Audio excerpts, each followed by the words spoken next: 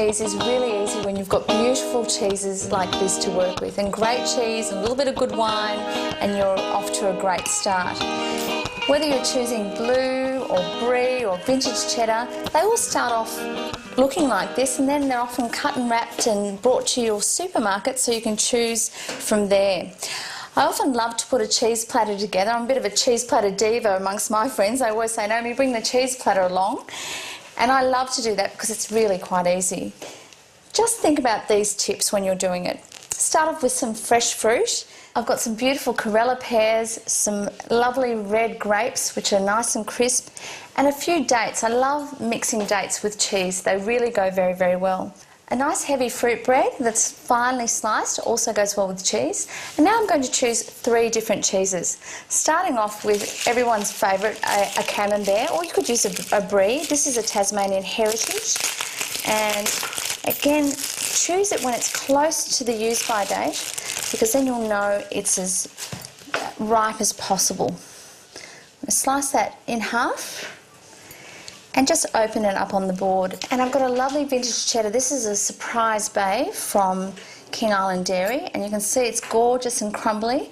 It's been covered in wax towards the end of the maturation process to protect it, but I love that red wax. It gives a beautiful bit of colour to the platter, so we're going to add that over here. And for the blue today, I'm using an Endeavour blue. You can actually buy it at the supermarket like this. I'm going to cut it off this big wheel here so that, because we have it on hand, that's got a beautiful mottled blue vein running through it. Blue vein cheese goes really, really well with something sweet.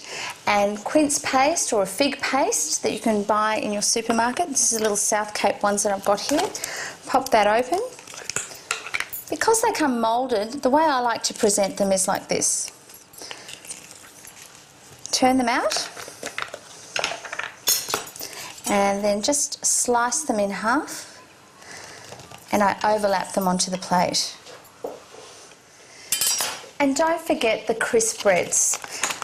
These are little classic crisp breads. They come in lots of different flavours, so knocked them all over the board. I like to actually make a little stack of them, almost like the Leaning Tower of Pisa. And just a few smoked almonds because they go great with cheese, so a little nest of them over here. So that's it. Don't forget to put a cheese knife with every cheese so that the flavours don't mix, so make sure you have one for each. You can use a butter knife if you like for some of the soft cheeses. It doesn't have to be a fancy cheese knife. And I think you'll agree that's a very simple way to put a great cheese platter together with a little bit of white wine. But cheese doesn't just have to happen at the end of the meal or as part of a party as a buffet.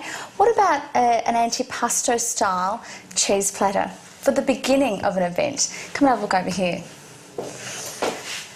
I've put together the makings of a lovely antipasto platter here, using some sliced salami, some olives, some cornichons, some roasted red capsicum, and a couple of wonderful cheeses.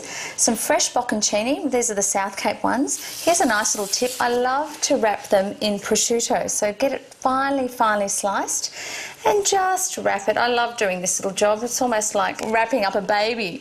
So pop that on top here. I've got a little Australian Gold pepper swirl cheese here, which is fantastic for an antipasto platter. It gives it a little bit of bite. And I'm going to use Persian feta.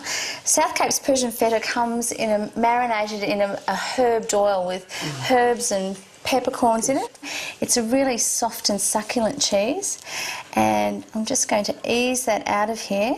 You don't really need to do anything to it apart from serve it as is with a nice little spoon.